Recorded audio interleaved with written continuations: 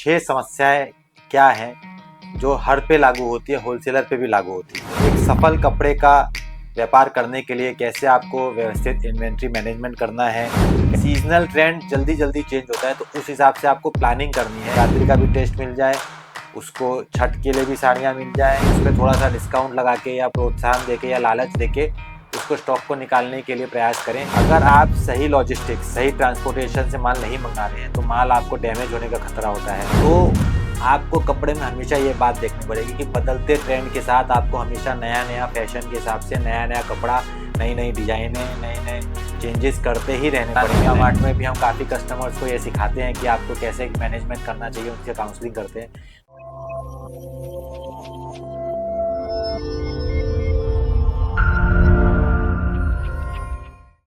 नमस्कार दोस्तों, मैं विपिन जलान जलान मेगा मार्ट के यूट्यूब चैनल पे आपका एक बार फिर से स्वागत करता हूँ। रेगुलर आप लोग हमारे वीडियो को फॉलो करते हैं, देखते हैं, काफ़ी प्रेम भी आप लोगों का मिला, उसके लिए बहुत बहुत शुक्रिया। आज हम इसी प्रकार से एक कपड़े के बिजनेस टिप्स के बारे में बात करेंगे, जिसमें हम डिस्कस करेंगे कि कपड़े के व्यापार में हम सब, क्योंकि कपड़े का व्यापार कर रहे हैं इसलिए कपड़े के व्यापार की बात करते हैं कि कपड़े के व्यापार में 6 समस्याएं क्या हैं जो हर पे लागू होती है, होलसेलर पे भी लागू होती है।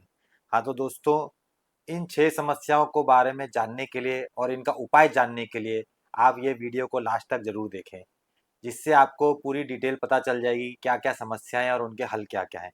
तो आइए दोस्तों, एक सफल कपड़े का व्यापार करने के लिए कैसे आपको व्यवस्थित इन्वेंट्री मैनेजमेंट करना है, कैसे कपड़े का शुरुआत करना है, इस प्रकार से जो आपका पैसा आप इन्वेस्ट कर रहे हैं कैसे वो सेफ रहे, उसकी अपने चर्चा करते हैं इस वीडियो में। तो दोस्तों, इस प्रकार से 6 चैलेंज की हम बात कर रहे हैं। तो आइए बात करते हैं कि चैलेंज नंबर 1, चैलेंज नंबर 1 क्या है। तो दोस्तों, सब कुछ जानकारी के लिए वीडियो को अंत तक जरूर देखें। चैलेंज नंबर 1 पे हम अगर आए तो चैलेंज नंबर 1 है कि मांग का पूर्वानुमान करना। इसका मतलब ये हुआ कि जिस प्रकार का आप कपड़े का व्यापार करना चालू कर रहे हैं उसमें किस प्रकार का कपड़ा बिकेगा, आगे सीजन क्या चीज़ का है, किस हिसाब से आपको कपड़ा लेना चाहिए। फॉर एग्जांपल, ठंड का अगर सीज़न है तो आपको ठंडे कपड़ों की व्यवस्था करनी चाहिए, नवरात्रि का सीज़न है तो नवरात्रि के टेस्ट का व्यवस्था करना चाहिए।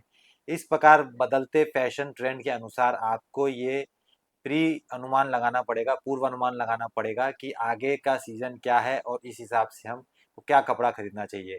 जैसे अब आगे नवरात्रि आने वाली है, दिवाली आने वाली है, छठ आने वाली है और तीनों नज़दीक हैं एक के बाद एक।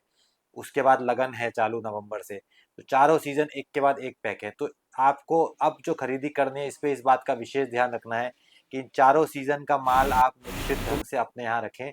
आपके यहाँ कोई ग्राहक आता है तो उसको नवरात्रि का भी टेस्ट मिल जाए, उसको छठ के लिए भी साड़ियाँ मिल जाए, उसको करवा चौथ के लिए भी साड़ियाँ मिल जाए, उसको दीपावली के लिए साड़ियाँ मिल जाए और उसको लगन के लिए भी साड़ियाँ मिल जाए। क्योंकि ये बहुत सारी त्योहार जो एक के बाद एक हैं, ये काफ़ी चैलेंजिंग रहता है।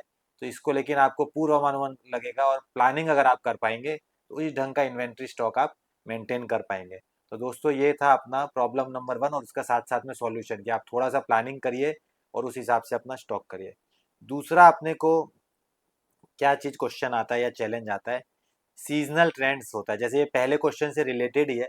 सीजनल ट्रेंड जल्दी जल्दी चेंज होता है, तो उस हिसाब से आपको प्लानिंग करनी है कि सीजन जो भी चीज़ का है उस समय उसका माल रहे। और जो लिमिटेड सीजन होता है, जैसे मान लीजिए कि नवरात्रि है तो ये नवरात्रि का पीरियड एकदम फिक्स है, तो नवरात्रि का जो भी टेस्ट है वो आप सुनिश्चित करें कि उसका समय के हिसाब से आप स्टॉक रखें और उसी के अनुसार प्लानिंग करके नवरात्रि के पहले पहले आपका वो स्टॉक ख़त्म भी हो जाए। कोई स्टॉक अगर आपके पास ऐसा लगता है कि बच जा रहा है तो नवरात्रि के समय से पहले ही उस पर थोड़ा सा डिस्काउंट लगा के या प्रोत्साहन देके या लालच देके उसको स्टॉक को निकालने के लिए प्रयास करें, ताकि वो स्टॉक आपके पास अगली नवरात्रि तक पड़ा नहीं रहे। उसके अलावा इसी प्रकार से, जैसे करवा चौथ होता है तो करवा चौथ पे स्पेशल लाल साड़ियाँ बिकती हैं, जो कि खाली करवा चौथ पर ही ज़्यादा बिकती हैं। लगन का लाल होता है वो भरा भरा, वो अलग होता है। करवा चौथ पे थोड़ी फैंसी लाल बिकती हैं। तो करवा चौथ की जो साड़ियाँ हैं आप कोशिश करें कि करवा चौथ पे वो सीज़न के हिसाब से आपका पूरा स्टॉक क्लोजर हो जाए। नहीं होता है तो जैसे नवरात्रि की उपाय आपने करी उसी प्रकार से स्टॉक पे सेल लगाकर या डिस्काउंट देकर या व्यवस्थित कोई प्रोत्साहन या प्रलोभन देकर व्यापारी को वो स्टॉक निकालने की चेष्टा करें, जिससे आपके पास डेड स्टॉक नहीं हो। अब तीसरा एक क्वेश्चन आता है कि हम स्टॉक तो ले रहे हैं, खरीदी भी कर रहे हैं, माल भी रख रहे हैं, तो तीसरा चैलेंज आता है अपने पास स्टोरेज और लॉजिस्टिक का। अगर स्टोरेज और लॉजिस्टिक से क्या मतलब है, आप इसको ठीक से समझिए।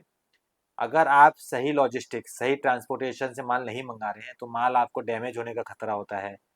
और आप समझिए कि जो माल आपने बेचने के पहले ही अगर डैमेज हो गया या सही स्थिति में आपके पास नहीं पहुंचा तो उसको बेचने में आपको कितनी तकलीफ हो सकती है। इसी प्रकार से आपको जहां पर आप कपड़ा बेच रहे हैं अपनी दुकान में, वहां पर अगर स्टोरेज अगर प्रॉपर आपकी नहीं है, या आपने कोई वैसी बहुत जंग खाई हुई रैक वगैरह लगा रखी है जिससे कपड़ा भी खराब होने की गुंजाइश है, तो इन्हीं बातों पे आपको ध्यान देना है कि स्टोरेज और लॉजिस्टिक जिसको हम कहते हैं, कि सही प्रकार से सही रैक हो जो उसको कपड़े को शोभा देती हो, कपड़ा उसमें सुंदर दिखता हो, साफ तरीके से आप उसको लगाएं जिससे कपड़ा डैमेज ना हो। स्टोरेज को भी इस ढंग से रखें कि जो आपके मैक्सिमम सेल आइटम होते हैं वो आपके सामने नज़र आए, उनके सैंपल सामने नज़र आए। जो थोड़े कम सेल आइटम होते हैं उसको आप इस ढंग से स्टोरेज करें कि अलग अलग जगह पे उसको रखें, ताकि एक जगह वो कम बिकने वाला माल ना दिखे, जिससे ग्राहक को भी एक जगह पे नज़र जाने में उसको ऐसा नहीं लगेगा कि इनके पास सारा बिना बिकने वाला या आउट ऑफ सीजन माल पड़ा हुआ है। तो ये थोड़ा सा खाली प्लानिंग करने की ज़रूरत है, इसमें कुछ आपका खर्चा नहीं लगने वाला है। इसी तरह से ट्रांसपोर्ट में भी आपको ध्यान देना है। काफ़ी सारे ट्रांसपोर्ट होते हैं, लेकिन मैं आपसे रिक्वेस्ट करूंगा कि अगर आप माल मंगाते हैं तो एक रेप्यूटेड ट्रांसपोर्ट से मंगाइए जो सही तरीके से आपको डिलीवरी देता हो, माल की सुरक्षा का ध्यान रखता हो, सही इंश्योरेंस रखता हो, जिससे आपको डैमेज प्रोडक्ट ना मिले। सही प्रकार से जो माल फ्रेश रूप में आपको मिलेगा उसमें आप 4 पैसा एक्स्ट्रा कमाई कर सकते हैं। डैमेज अगर माल पहले ही मिलेगा तो आपका उत्साह भी कम होता है और उसको माल के बेचने में मेहनत भी आपकी अधिक लगेगी। तो दोस्तों, ये तीसरा जो चैलेंज है आपके पास इन्वेंट्री और स्टोरेज का, इसको ध्यान में रखें आप। इसी प्रकार आगे बढ़ते हुए हम आते हैं चौथे अपने चैलेंज पे। चौथा चैलेंज क्या आ सकता है सामने? चौथा चैलेंज, आपने व्यापार चालू कर दिया, आपने स्टॉक भी ले लिया, आपने इन्वेंट्री भी रख ली, स्टोरेज भी अच्छी से रख लिया। अब चौथा चैलेंज हमारे पास आ सकता है कैश फ्लो मैनेजमेंट का। जी हाँ, आपके पास जो थोड़ी बहुत पूंजी थी वो आपने लगा दी व्यापार में। उसके बाद फॉर एग्जांपल मान लीजिए कि कोई सीज़न जैसे कोरोना आ गया फॉर एग्जांपल, तो कोरोना में लोगों ने स्टॉक मंगाया लेकिन उसको ढंग से बेच नहीं पाए, तो स्टॉक उनके पास बच गया तो जब नया सीज़न चालू हुआ और नया स्टॉक चाहिए था तो हमारे पास कैश फ्लो नहीं था कि हम नया स्टॉक खरीद पाएँ और उसको फिर अपने डिस्प्ले करके नई बिक्री में लगा पाएँ। तो आपको कपड़े में हमेशा ये बात देखनी पड़ेगी कि बदलते ट्रेंड के साथ आपको हमेशा नया नया फैशन के हिसाब से नया नया कपड़ा, नई नई डिजाइनें, नए नए चेंजेस करते ही रहने पड़ेंगे, नए नए लोग प्रलोभन कस्टमर्स को देने पड़ेंगे जिससे वो आपसे जुड़ा रहे। तो इसके लिए आपको मदद पड़ती है कैश फ्लो की। तो कैश फ्लो मैनेजमेंट को आपको कैसे करना है, इसका आपको तरीका अगर समझना हो तो विशेषज्ञों से आप समझ सकते हैं, या फिर किसी जानकार से समझ सकते हैं जो ऑलरेडी कई सालों से बिजनेस कर रहा है, उसकी गलतियों से आप सीख सकते हैं, उसका गाइडेंस ले सकते हैं। जैसे हमारे जलान मेगा मार्ट में भी हम काफ़ी कस्टमर्स को ये सिखाते हैं कि आपको कैसे मैनेजमेंट करना चाहिए, उनसे काउंसलिंग करते हैं।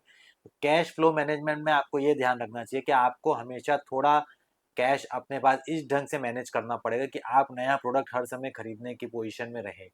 तो हाँ दोस्तों, नया प्रोडक्ट बहुत ज़रूरी है आपके व्यापार के लिए। प्रोडक्ट का रोटेशन भी उतना ही ज़रूरी है जितना व्यापार में पैसों का रोटेशन ज़रूरी है। तो कैश फ्लो मैनेजमेंट में आप समय पर अपने जो भी स्टॉक रखते हैं उसको स्टॉक को कम करने का भी प्रयास करते रहें कि आउटडेटेड आपके पास कोई स्टॉक हो गया जिसने आपका कैश फ्लो रोक रखा है। तो जैसे पहले अपने बात हुई कि सीज़न एंड हो रहा है तो आप सेल लगा रहे हैं, वैसे ही आपके पास कोई स्टॉक बच गया तो उसको सेल लगाकर उसको ख़त्म करें जिससे आपका कैश रोटेशन हो जाए। तो इस प्रकार से आपको इसकी भी थोड़ी सी प्लानिंग करनी रहती है कि कैसे आप अपने कैश को रोटेट करते रहें, कैश फ्लो निरंतर आपके पास बना पड़े। बहती बहते हुए पानी में कभी भी जंग नहीं लगती है, ये बात कहावत है और ये हमेशा सच्ची है। कपड़े के व्यापार में भी यही सच्चा है कि आपका कपड़ा भी बहता रहेगा और आपका रुपया भी बहता रहेगा। बहने का अर्थ यहाँ पे लेना है कि आपका कैश फ्लो रूटीन में घूमता रहे और आपके कपड़ों का नया नया फैशन है और जो नई नई डिजाइन है वो भी रूटीन चेंज होती रहे, तो आपको व्यापार में काफ़ी मदद मिलेगी। इसी प्रकार से आते हैं हम आगे अपने पांचवें चैलेंज पे। चार चैलेंज हमने पढ़े या आपने डिस्कस किया, इसके बाद पांचवा चैलेंज जो हमारा आता है वो है सप्लाई चेन इश्यूज। दोस्तों, सब चीज़ आपने एक बार शुरुआती में कर ली, कैश फ्लो भी आपने मैनेज कर लिया, लेकिन अगर आपके पास व्यवस्थित सप्लायर नहीं है तो फिर आपको कहीं ना कहीं व्यापार को बढ़ाने में दिक्कतें आएंगी। कैसे दिक्कतें आएंगी? नवरात्रि का सीज़न है, आप तो बहुत बढ़िया से माल छांट के लेके आए। दिवाली का सीज़न है, करवा चौथ का सीज़न है, लगन का सीज़न है। आप अभी सूरत में आ गए हैं, बढ़िया से आपने पूरी रेंज अपनी बना ली, गए वहाँ पे, बिक्री का समय था, तुरंत माल बिक गया। लेकिन आपके पास जो सप्लायर हैं, आपके पास जो कॉन्टैक्ट्स हैं, ले वो उनके पास दोबारा आपको देने के लिए अगर माल ही नहीं है, तो आप कैसे सीज़न में अपने माल को और बेचोगे। कपड़े को जो बिकने का समय होता है वो सीज़न में ही होता है। सीज़न में ही आप अधिक से अधिक व्यापार कर सकते हो। सीज़न में ही आप अपनी सेल बढ़ा सकते हो। सीज़न में ही आप नए कस्टमर जोड़ सकते हो। तो दोस्तों ये जो पांचवा पॉइंट है सप्लाई चेन इश्यू का, ये भी हमें ध्यान में रखने की ज़रूरत है कि सप्लाई चेन आपकी डिस्टर्ब नहीं होना चाहिए। तो ये भी मैं आपसे रिक्वेस्ट करूँगा कि आप कहीं से भी कपड़ा खरीदते हैं तो अपने सप्लायर को अच्छी से परख लें, अच्छी से जान लें। कोशिश करके ऐसे सप्लायर से जुड़ें जो आपको निरंतर सही मात्रा में सही तरीके से सप्लाई देता रहे। ठीक है, कोई 100 चीज़ें आप लेते हैं तो हो सकता है कि 5 चीज़ 10 चीज़ उसके पास भी आगे पीछे होती हो, इतना बड़ा मार्केट है, इतनी बड़ी फैशन इंडस्ट्री है। लेकिन अधिकतर चीज़ें आपको रूटीन में मिल जाएँ, सेम डिज़ाइन नहीं भी मिलती हो तो उस टेस्ट की या रिक्वायरमेंट वाला जो टेस्ट है उस टेस्ट का प्रोडक्ट का डिज़ाइन मिल जाए, ऐसा सप्लायर आपको चाहिए। तो ऐसे सप्लायर से, ऐसे मैन्युफैक्चरर से, ऐसे होलसेलर से आप जुड़े जहाँ आपको सप्लाई चेन आपकी बनी रहे, जो डिस्टर्ब नहीं हो। इसलिए दोस्तों इस तरह से हमको ये भी आपको ध्यान रखना है कि सप्लाई चेन किस तरह से आपको सुनिश्चित करने हैं कि सप्लाई चेन आपकी रेगुलर बनी रहे, अच्छा अच्छा माल निरंतर आपकी दुकान में गिरता रहे और रोटेशन होती रहे। इसके बाद हम छठे नंबर के चैलेंज पे आते हैं। छठे नंबर का चैलेंज आता है कि आपको जो गुड्स रिटर्न होते हैं, जो वापसी होती है, इसको कैसे मैनेज करना है। तो इसके दो तीन तरीके होते हैं। एक तो ग्राहक को बनाए रखने के लिए आपको ये देखना है कि कोई ग्राहक आपके पास अगर गुड्स रिटर्न लेके आ रहा है तो जेन्यून है कि नहीं है। अगर जेन्यून आपको लगता है तो उसको आप एक्सचेंज कर सकते हैं। एक्सचेंज करने में ऐसा ये फ़ायदा है कि आपके गुड्स के बदले कोई गुड्स दूसरा ही निकलेगा, तो जिससे आपको एक बिक्री ही उसको मानी जाएगी कि आपके पास कुछ आया तो कुछ गया भी, तो आपका कुल स्टॉक में लेके बढ़ोतरी नहीं होगी, आपका वो बैलेंस हो जाता है। तो आपको ये कोशिश करनी कि अपनी पॉलिसी ग्राहक को पहले ही इस प्रकार से समझाएं कि कोई भी प्रोडक्ट आप हमसे लोगे और एक्सचेंज की नौबत आती है या रिटर्न की नौबत आती है तो उस प्रोडक्ट के बदले में हम आपको दूसरा प्रोडक्ट दे सकते हैं। तो आपकी पॉलिसी ऐसे बनाए जिससे ग्राहक को भी एक संतुष्टि रहे कि भैया ये सही दुकानदार है जो कुछ भी अड़ता नहीं है, और जेन्यून अगर हम इनको कुछ भी रिटर्न करते हैं एक्सचेंज करते हैं तो हमको ये नया प्रोडक्ट हमारी पसंद का देने को तैयार है। तो इस प्रकार से आप उसको मैनेज कर सकते हैं। और इसी तरह से रिटर्न की कोई भी चीज़ संभवतः आती है तो उसको एक प्रॉपर आप सिस्टम बना के एक प्रक्रिया उसकी निश्चित कर दें जिससे आपके व्यापारी को एकदम क्लियर कट रहे कि भैया इनके यहाँ ये सिस्टम है तो हम फॉलो करके इनसे कोई भी चीज़ आसानी से सॉल्व कर सकते हैं। इस प्रकार से आपको कोई भी कस्टमर से इसमें लड़ने झगड़ने की ज़रूरत नहीं पड़ेगी। तो आप उस प्रकार से अपने इस सिस्टम को मैनेज कर सकते हैं। तो दोस्तों इस प्रकार से ये मेन 6 चैलेंज हमने पढ़े, जो 6 चैलेंज पे डिस्कशन किया, जो कि व्यापार में मुख्य आते हैं। ये एक अच्छे होलसेलर को या अच्छे मैन्युफैक्चरर को भी इन सब चैलेंजों से गुजरना पड़ता है। इसके बारे में हमने अपने सॉल्यूशंस भी रखने की कोशिश की। उम्मीद करता हूँ कि ये सब प्रश्न और जवाब आपको अच्छे लगे होंगे, आपको समझ में आया होगा। और भी कोई आपको अधिक जानकारी चाहिए तो आप कमेंट सेक्शन में क्वेश्चन पूछ सकते हैं। आपको वीडियो कैसा लगा वो भी आप प्रक्रिया ज़रूर कमेंट सेक्शन में लिख के बताएं।